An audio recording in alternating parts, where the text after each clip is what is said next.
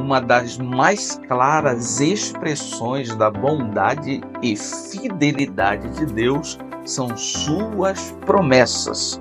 As promessas de Deus estão arraigadas profundamente na sua disposição de abençoar seu povo e em seus eternos propósitos que, para serem cumpridos, vencem enormes dificuldades e até o impossível. Paz, eu sou o pastor Wellington Salles e é uma grande alegria estar aqui novamente com você para darmos o pontapé inicial de mais um trimestre de estudos das lições bíblicas dominicais. E para este domingo, nós temos a lição de número 1, que tem como tema as promessas de Deus. Nesse trimestre, nós centraremos a atenção, nosso foco estará no estudo das promessas de Deus e como, por meio das promessas, Deus comunica-se com o seu povo e expressa bondade, fidelidade, benção. Antes de darmos continuidade, eu quero pedir gentilmente a você que me vê, mas não é inscrito no canal, que me ajude se inscrevendo, curtindo, compartilhando no grupo da sua igreja, porque fazendo isso você me ajuda muito a continuar aqui trabalhando no sentido de compartilhar a palavra de Deus. Certo que você vai atender o meu pedido. Vamos agora à nossa introdução, porque ela é extremamente importante para o restante dos estudos, tendo em vista que ela já começa apresentando pelo menos dois importantíssimos aspectos da promessa de Deus. O primeiro deles é o objetivo divino das promessas, e é bom considerar esse aspecto porque é saudável compreender que as promessas são de Deus. Elas nascem, elas são geradas, por assim dizer, dentro de Deus, portanto, comprometidas essencialmente com os objetivos de Deus, com o cumprimento de propósitos de Deus, ainda que esses objetivos, esses propósitos passem pela bênção do ser humano para os quais a promessa é enviada, mas existem propósitos acima dos propósitos e dos objetivos humanos. Portanto, a promessa não pode ser condicionada, não pode ser, entre aspas, usada, não pode ser conduzida, administrada, vivida segundo os propósitos e os objetivos humanos, mas deve ser compreendida, vivida, desfrutada com a perspectiva dos objetivos e dos propósitos de Deus. O segundo aspecto da promessa de Deus que nós vemos ainda nesse momento introdutório é a dependência plena das promessas. O cumprimento das promessas de Deus depende plenamente da fé daqueles que são alvos da promessa de Deus. Promessa relaciona-se intimamente com fidelidade, fidelidade permanente, imutável, firme de Deus, como também relaciona-se a nossa fidelidade a Deus, no sentido de manutenção, de preservação da fé em Deus, em sua fidelidade e, por conseguinte, no cumprimento das suas promessas. Segunda parada, eu diria assim, que nós devemos fazer na nossa introdução é a parada da consideração do caminho a ser seguido no estudo das promessas. E aqui nós somos informados a orientações para todo o estudo desse trimestre. E, de maneira geral, em se tratando desse caminho, nós estudaremos os desdobramentos das promessas na vida cristã, e esse desdobramento ou estes desdobramentos das promessas na vida cristã tem como algo relevante a comunicação da promessa, o poder comunicativo, essa ferramenta expressiva que Deus escolheu para estabelecer comunhão, para estar próximo, para ser íntimo do seu povo. Deus é expressivo e nós já sabemos dessa lição primária da vida cristã, e ele se utiliza de um sem número de instrumentos para se manifestar, para se expressar. As promessas de Deus nos desdobramentos da vida cristã se apresenta como mais um instrumento de expressão, de comunicação divina, pelo qual ele manifesta a sua vontade, seu poder, seu amor e o desejo, especialmente isso, o desejo de abençoar a todos. Mas de maneira específica, nesta lição, estudaremos conceitos básicos, tipos e propósitos das promessas segundo a palavra de Deus. Vamos, portanto, ao nosso primeiro ponto. E o nosso primeiro ponto tem como título um convite de Deus. Por que um convite de Deus? Porque esse primeiro ponto vai se estabelecer sobre o estudo do capítulo 55 de Isaías, que é a leitura bíblica em classe. E esse capítulo de Isaías é um convite à redenção, um convite à satisfação espiritual que Deus faz ao seu povo. E dentro desse convite que Deus faz ao seu povo está promessas. É exatamente por isso que o primeiro ponto tem esse tema, convite. E o primeiro subponto é exatamente este, um convite, uma promessa.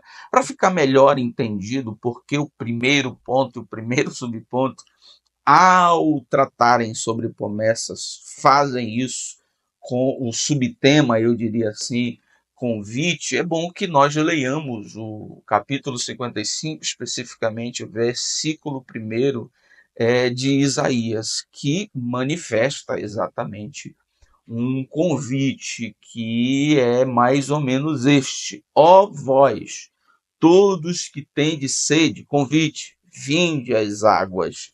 E os que não tendes dinheiro, convite, vinde, comprai e comei. Sim, reafirmação do convite, vinde, comprai sem dinheiro e sem preço vinho e leite. Portanto, nós vamos, nesse primeiro momento, compreender a promessa de Deus dentro desse contexto mais geral, específico do capítulo 55 do livro de Isaías, que corresponde a um convite de redenção, a um convite de satisfação espiritual da parte de Deus para o seu povo. E é tendo em vista esse convite e o fato de nele estar algumas promessas, que nós vamos compreender, em primeiro lugar, a respeito da promessa, a natureza da promessa, o poder da promessa e o fundamento da promessa.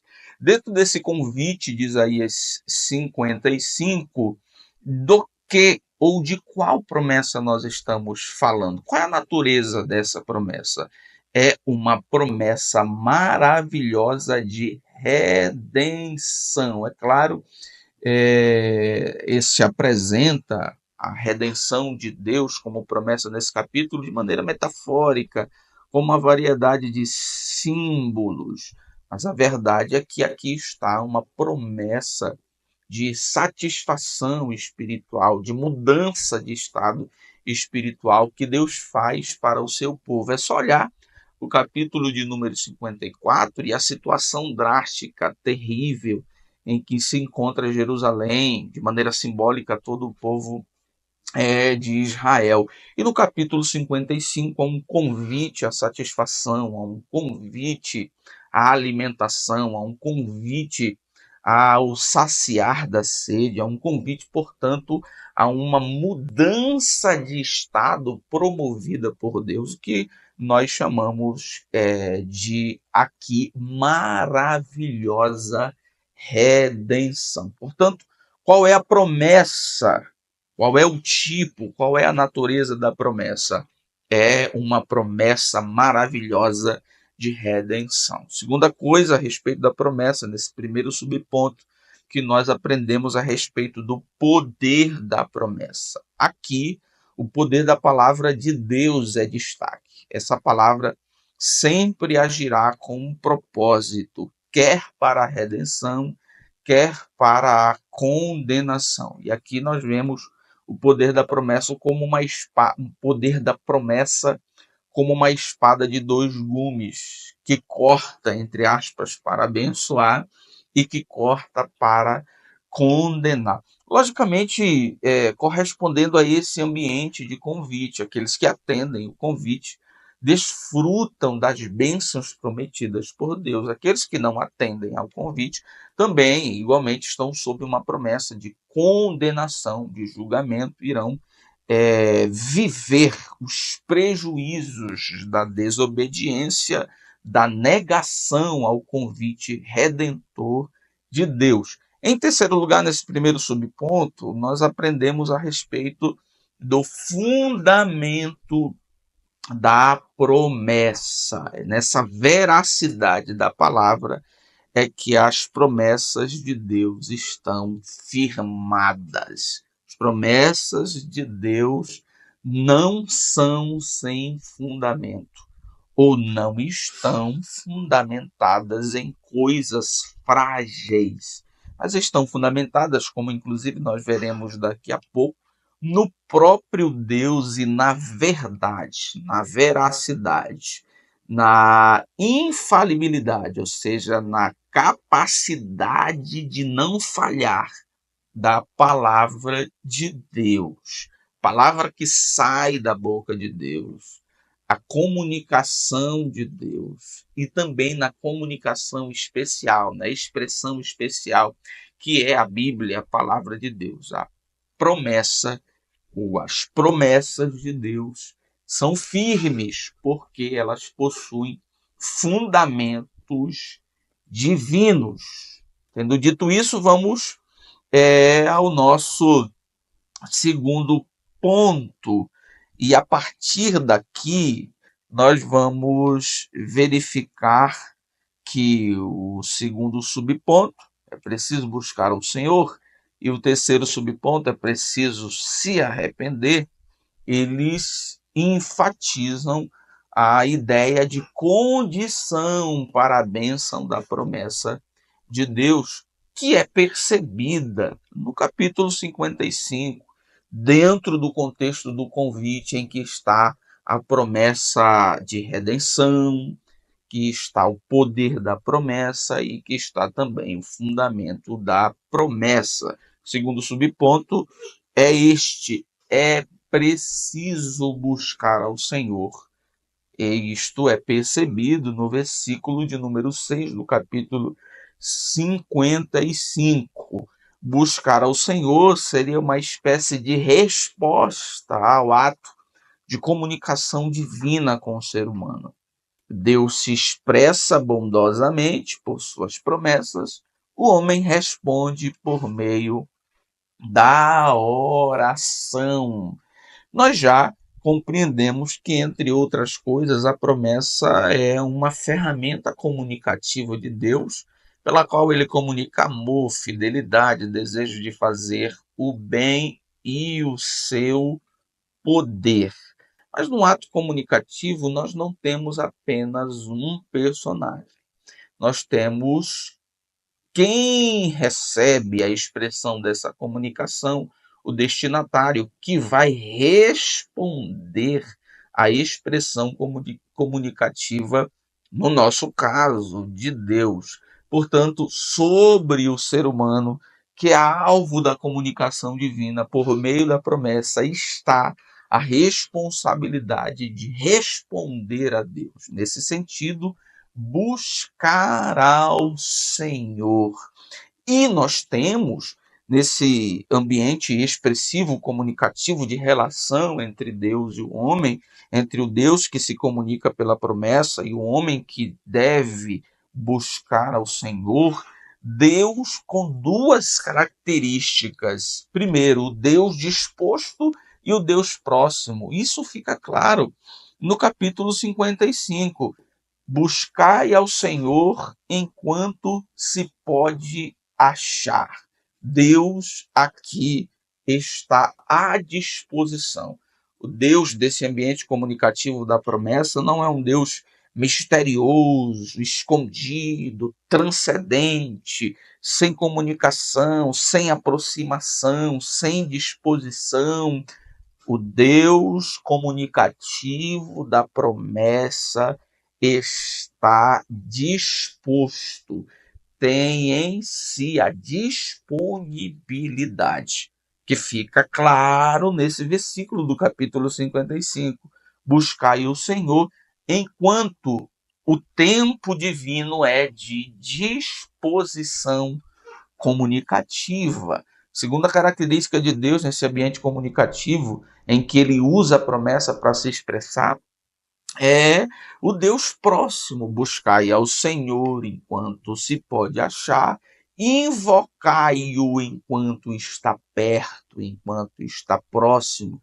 Isso manifesta a graça de Deus. O Deus gracioso não é um Deus distante, divorciado, separado da sua criação, especificamente do ser humano. Para isso, nós utilizamos um termo técnico que é o seguinte: imanência. O Deus dos céus é transcendente, não é a criação, está separado da criação, não é essencialmente criado, mas isso não significa dizer que ele não vem, que ele não se comunica, que ele não se aproxima, que ele não intervém. Ele intervém, inclusive, por meio das suas promessas. Ao tempo que Deus é separado da criação, transcendente, ele se aproxima, ele se comunica, ele se expressa, inclusive por meio das suas promessas. Isso é imanência. Portanto, Deus é o Deus disposto, buscai-o enquanto se pode achar, e Deus é o Deus próximo, invocai-o enquanto está perto. E é nesse ambiente que nós observamos que, do nosso lado, sob a nossa responsabilidade de responder a Deus de maneira comunicativa, logicamente, é que Ele mesmo nos abençoou de maneira providencial com uma ferramenta, que é a ferramenta comunicativa da oração. E a oração se apresenta como essa providência comunicativa criada por Deus, com a qual Ele nos abençoou. E esta ferramenta comunicativa é muito variada, que Deus é esse Deus misterioso, grandioso, e nós temos, portanto, uma variedade na oração para que nós nos comuniquemos com Ele. A oração pode ser utilizada de maneira a suplicar, quando nós reconhecemos o poder de Deus. A oração pode ser utilizada de maneira a agradecer, quando nós reconhecemos a obra de Deus. A oração pode ser utilizada como uma maneira de expressão de amor, quando nós intercedemos pelos outros. E a oração pode ser utilizada como um meio de confissão, quando nós reconhecemos quem nós somos. E a oração pode ser utilizada como adoração, quando nós reconhecemos quem é Deus. E a oração também é vista como um elemento de combate, de defesa, de firmeza cristã, em que ela aparece em Efésios 6, como uma espécie de unção para as armas espirituais. Toma-se o capacete, toma-se a espada, toma-se a couraça, toma-se os pés com a preparação do evangelho, mas fazendo isso com um ato permanente. Oração. Vamos ao nosso terceiro subponto. É preciso se arrepender. E aqui nós vamos verificar o que está exposto no versículo 7 do capítulo 55 de Isaías, que, lembrando, é a nossa leitura bíblica em classe. E nesse versículo 7 nós temos alguns verbos que manifestam essa necessidade. O primeiro deles é deixar. Deixe. O segundo deles é converter. Se converta. O terceiro deles é tornar. Torne para o Senhor. Deixe o homem mau o seu caminho, se converta e torne ao Senhor. São verbos que transmitem a realidade de um conceito, que é o do arrependimento. Que biblicamente não é um pesar, mas é um sentimento que produz uma ação de mudança. Por isso, os verbos deixar, converter e tornar. E é preciso que nós compreendamos que o arrependimento bíblico, além de ser mais uma ação do que um sentimento, é algo que é produzido como fruto não da nossa visão a respeito do pecado, como nós entendemos o pecado ou como nós entendemos a santidade de Deus. Mas diferente disso, o arrependimento é fruto da visão do pecado pela ótica de Deus. É quando, pela obra do Espírito, temos consciência, segundo Deus, do que é pecado e o que é a santidade de Deus. Enquanto não houver uma compreensão do pecado pela ótica divina, enquanto não houver uma compreensão da santidade pela ótica divina, a possibilidade de arrependimento é nula. É exatamente por isso que entra a ação do Espírito, porque não é a nossa capacidade humana prejudicada pelo pecado que vai ter a condição de ver o pecado como Deus vê e de ver a santidade de Deus como ela é. É ajudados pelo Espírito que nós vamos ter a capacidade de ver o pecado como Deus vê e ver a santidade de Deus como realmente ela é. A consequência imediata disso é um profundo sentimento de necessidade de deixar, de se converter e de se tornar para o Senhor. Tudo isso, senhoras e senhores, dentro de um ambiente comunicativo no qual Deus usa a promessa. E aqui, além de nós verificarmos essa necessidade de se arrepender, nós, por fim, consideramos a metáfora, o símbolo que Isaías utiliza para manifestar o poder da promessa.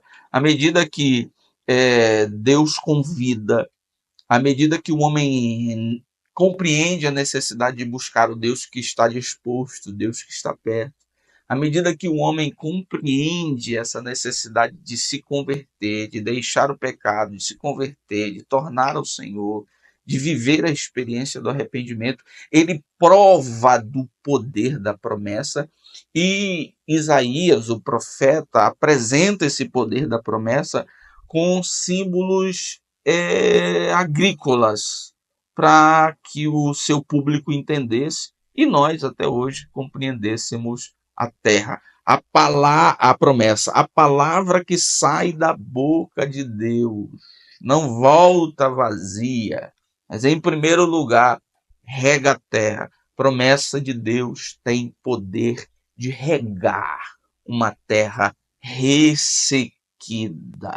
Em segundo lugar, faz produzir. A palavra, a promessa de Deus é poderosa para fazer uma terra seca ser molhada e fazer com que uma terra seca se torne fértil, capaz de produzir. Em terceiro lugar, a palavra de Deus é poderosa para fazer brotar. E brotar E a palavra, a promessa de Deus é poderosa para dar semente ao semeador. E, em último lugar, a promessa de Deus é poderosa para dar pão ao que come. Assim é a palavra de Deus. Rega a terra, faz produzir, brotar, dá semente ao semeador e pão ao que come. Esperança para uma terra sem esperança, poder de frutificação para uma terra que era morta, poder de nascimento para uma terra em que havia morte, poder de satisfação para uma terra que não produzia nada e poder de alimentação para uma terra que produzia morte, pão ao que come. Assim, toda pessoa que tem um encontro com o Senhor Jesus experimenta o júbilo e florescimento espiritual no lugar de aridez e de sequidão. Glória a Deus por isso. Vamos ao nosso segundo ponto, as promessas e seus fundamentos. E aqui é preciso nós fazermos a diferença entre a promessa dos homens e a promessa de Deus. A promessa dos homens falha. A promessa dos homens não se cumpre. A palavra dos homens, ela está submissa a condições favoráveis para que ela seja cumprida. Ela está submissa à força do caráter de quem promete. A depender do caráter de quem promete, a promessa pode ou não se cumprir. As promessas dos homens estão condicionadas a ocasiões. Existem ocasiões em que, se nós ouvirmos alguma promessa, nós vamos ter esperança de que elas sejam cumpridas, mas existem ocasiões em que nós ouvimos promessas e nós temos a certeza que elas não serão cumpridas. A exemplo disto, nós estamos vivendo exatamente nesse momento, a ocasião em que certamente algumas promessas que nós ouvimos quase que diariamente não serão cumpridas, mas não é assim as promessas de Deus. Promessa de Deus, elas possuem fundamento. E o primeiro subponto apresenta o primeiro fundamento da promessa. A Bíblia, a promessa de Deus na Bíblia, e nós facilmente podemos chamar a Bíblia de o livro das promessas, porque de ponta a ponta ela está recheada, por assim dizer, de promessas. Promessa de homem para homem, promessa de homem para Deus e principalmente promessa de Deus aos homens.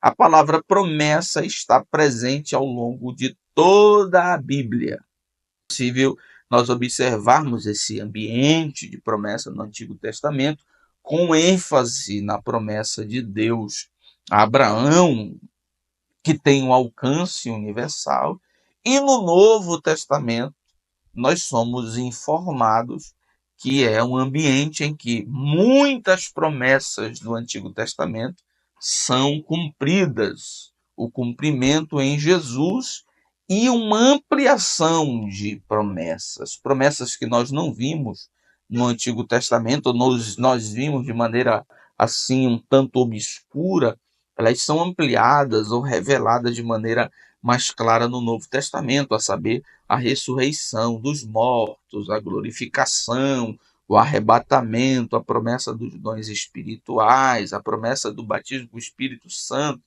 e assim sucessivamente. E cabe aqui, a fim de que a gente compreenda, né, esse título da Bíblia como o livro das promessas, alguns números que comprovam isso. Surpreendentemente, cerca de 85 dessas promessas do Antigo Testamento, foram feitas por Deus ao homem, totalizando 7.487 promessas. É claro que não vai se apresentar na ocorrência das promessas a palavra promessa, mas é possível ver que se trata de uma promessa. O Novo Testamento abriga 1.104 promessas. E aí fica fácil de nós observarmos que o Novo Testamento acaba por ser um cenário de cumprimento,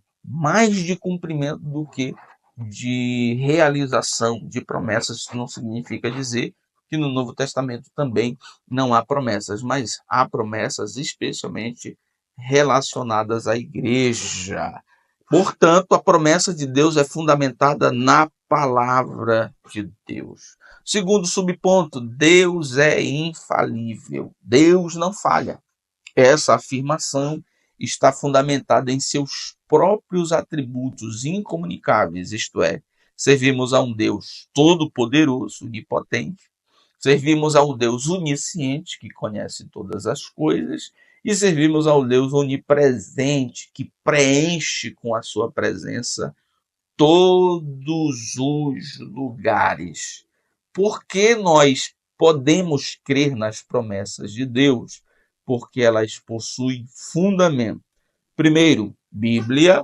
Segundo, a infalibilidade de Deus, a perfeição que Deus tem em seu ser eternamente, que o permite jamais falhar em absolutamente nada e principalmente nas suas promessas. E a ideia de que Deus não falha nas suas promessas é melhor compreendida em que Deus tem todo o poder, ele pode fazer tudo. Por isso, as suas promessas não são difíceis de serem cumpridas. Está fundamentada na sua onisciência, ele conhece todas as coisas. Por isso, as suas promessas não são difíceis de serem cumpridas. E ele é onipresente, sua presença preenche todos os lugares. Por isso, as suas promessas não são difíceis de serem cumpridas. Deus é infalível. E aqui nós temos o conceito de atributo de Deus, que são as perfeições que constituem o ser de Deus, e também os conceitos de atributos comunicáveis e incomunicáveis. Ou seja, existem características do ser de Deus que ele não comunica com o ser humano, principalmente onipotência, onipresença e onisciência. Nós não conhecemos nenhum ser humano todo-poderoso, nós não conhecemos nenhum ser humano que conhece todas as coisas e nem conhecemos um ser humano que está em todos os lugares. Mas, em contrapartida, há algumas características do ser de Deus que é possível que sejam vistas de uma ou de outra maneira no ser humano. Por exemplo, amor, bondade, sabedoria e assim outras características que estão em Deus, no ser de Deus, mas que também são observadas no ser, na vida humana, mas a promessa de Deus está firmada na capacidade de Deus de não falhar, porque ele é onipotente, onisciente e onipresente. Deus vai cumprir a promessa na sua vida, não é porque você é forte, não é porque você não falha, é porque ele é forte e ele não falha. Vamos ao nosso terceiro subponto. Deus zela pela sua palavra, e aqui nós vamos ter a oportunidade de compreender esse zelo, esse trabalhar de Deus, essa vigilância divina para cumprir a sua palavra. Deus não libera a sua palavra, Deus não comunica a sua promessa e deixa a fim de que o tempo oportuno seja resultado dos acontecimentos sem direção, as coisas vão acontecendo, se encaixem naturalmente e aí contribuam para o cumprimento da promessa. Não, senhores. Uma vez dita uma vez expressa pela boca de Deus a sua palavra, ele se compromete como um vigia permanente, que não cochila, não dorme e nem pisca os olhos, vigiando para cumprir a sua palavra. É essa mensagem que ele transmite para Jeremias. É essa mensagem que ele transmite no chamado do profeta. E é possível que a gente perceba aqui, em primeiro lugar, o fundamento da fidelidade. Palavra que sai de Deus tem um propósito determinado para cumprir. Aqui está embasada a fidelidade de Deus. E por isso, ele garante o cumprimento de suas promessas conforme expostas na sua palavra. Deus vai cumprir a palavra de maneira fiel. Não é porque eu construí condições em mim mesmo que ajudem o cumprimento da promessa. Deus vai cumprir a sua promessa porque existe um objetivo que não é meu, que não honra os meus propósitos, mas honram os objetivos e os propósitos de Deus. Está aí o embasamento da fidelidade de Deus no cumprimento da sua promessa. E aqui nós temos, na experiência de Jeremias, a metáfora da amendoeira. O que é que tu vês, Jeremias? Uma amendoeira. Vistes bem, porque eu velo sobre a minha palavra para cumprir. Como é que a gente entende a fidelidade de Deus a partir da visão de Jeremias? Compreenda. A amendoeira é a primeira árvore a despontar suas flores brancas, sinalizando o fim do inverno e a chegada da primavera. É por isso que o significado do seu nome tem a ver com vigilante. Ela vigia na escuridão do inverno e avisa que está chegando um novo tempo. O florescimento da amendoeira é certo, como um sinal do início da primavera. A prova de que o inverno passou é o florescimento da amendoeira. Ela é o símbolo da vigilância. Ela é o símbolo do cuidado exato para dizer, entre aspas, para as outras árvores, para dizer para todo mundo que queira saber que acabou o inverno. É por isso que a amendoeira ela é o símbolo de zelo, de vigilância. E aqui, na experiência de Jeremias, o escritor faz um trocadilho entre a palavra amendoeira e vigilante. Diante da visão e da informação embutida na visão, Deus faz um elo de ligação. Porque eu velo, o verbo velar, no hebraico, vigilância, cuidado para, é shakad. Notem o trocadilho que o Senhor faz em sua resposta. Vara de vigilante, que era assim reconhecida, a amendoeira é shaked. Como eu vigio, shakad, sobre a minha palavra. Não é apenas a amendoeira e sua resposta vigilante, seu anúncio vigilante, que aponta o fato de que é tempo de viver uma ocasião frutífera. Mas o que ela significa? Vara de vigilante. Deus usa a amendoeira para dizer: eu me comprometo, Jeremias, em prestar atenção, em estar vigilante, em zelar para o cumprimento da palavra. Para no final das contas dizer que o escuro, frio, inverno passou e agora é tempo de frutificar. Vamos ao nosso terceiro ponto: tipos e propósitos das promessas de Deus.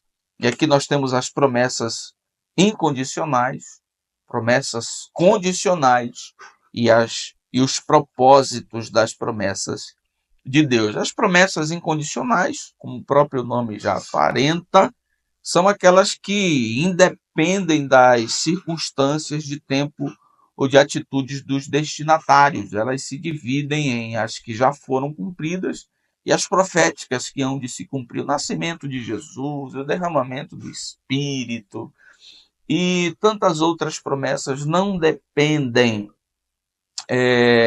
dos destinatários. O arrebatamento vai acontecer, creiam ou não creiam. O julgamento vai acontecer, creiam ou não creiam. A recompensa vai acontecer, creiam ou não creiam. A ressurreição vai acontecer, creiam ou não creiam. A glorificação vai acontecer, creiam ou não creiam. Os justos serão recompensados, creiam ou não creiam. A igreja será glorificada, estará com Cristo nas bodas, creiam ou não creiam. Estas promessas são incondicionais, vão acontecer. Mas existem algumas promessas, e essas nós conhecemos bem, que são as condicionais. Diferente das promessas incondicionais, as condicionais dependem de circunstâncias do tempo, da atitude humana para se cumprir ou não. E é possível nós vermos essas promessas condicionais, especialmente na relação de Deus com Israel, especificamente no livro de Deuteronômio, em que nós percebemos a utilização da conjunção que manifesta a necessidade de condição.